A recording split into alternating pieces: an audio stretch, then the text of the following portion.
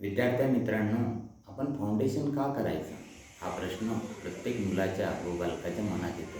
नेमकं फाउंडेशन म्हणजे काय आणि का बरं करायचं?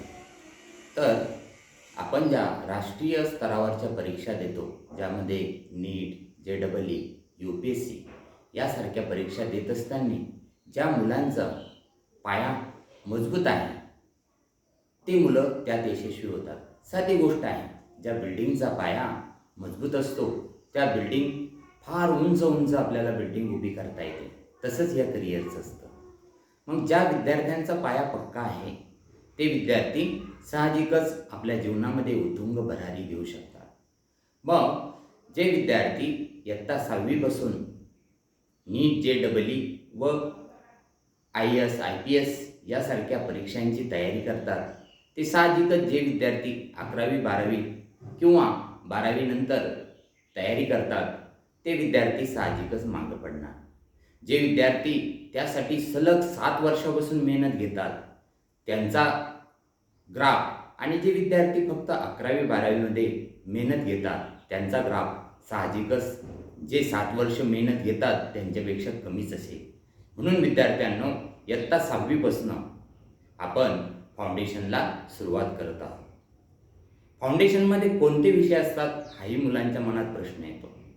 जे विषय 11वी 12वीमध्ये आपण ऐकतो, फिजिक्स, केमिस्ट्री, बायो, मॅथमॅटिक्स, तेच विषय इयत्ता 6वी पासून आपल्याला शिकायला मिळतात.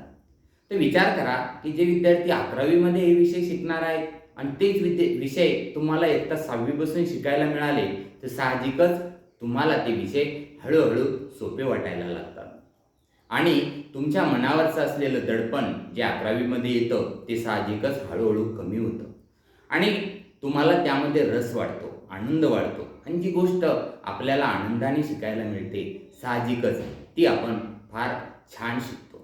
म्हणून विद्यार्थ्यांनो, तुम्ही साहजिकच 6वी, 7वी, 8वी, 9वी, 10वी या 5 वर्ष जर तुम्ही फाउंडेशन कोर्स केला तर साहजिकच तुम्ही प्रत्येक कॉम्पिटिटिव्ह एक्झाम क्रॅक करणार. आता या फाउंडेशन कोर्सचा ज्या राष्ट्रीय स्तरावरच्या परीक्षा आहे त्यामध्ये तर मदत होणारच, पण आपल्याला जीवनभरामध्ये जी लागणारी जीवन कौशल्य आहे ते सुद्धा या विषयामुळे विकसित होतील. तुम्ही कोणत्याही क्षेत्रात जा, त्या प्रत्येक क्षेत्रामध्ये फिजिक्स, केमिस्ट्री, बायो आणि मॅथमॅटिक्स आहे आणि या सर्व विषयाची छान तयारी फाउंडेशनमध्ये होईल. आपण आपल्या स्कूलमध्ये फक्त फाउंडेशन या 4च विषयाच्या बाबतीत सीमित ठेवणार नाहोत, तर ज्युनियर IAS नावाच्या या परीक्षेद्वारे आपण हिस्ट्री, जॉग्रफी, पॉलिटिकल सायन्स व इंग्लिश हे सुद्धा विषय आपण एकदम मजबूत करणार आहोत आणि तिन्ही भाषांचं जे ग्रामर आहे ते सुद्धा आपल्याला मजबूत करायचं आहे. त्याकरता सर्व विद्यार्थ्यांनी 16 मे पासून होणाऱ्या DGIS फाउंडेशन कोर्सचं सर्व विद्यार्थ्यांनी लाभ घ्यावा. धन्यवाद.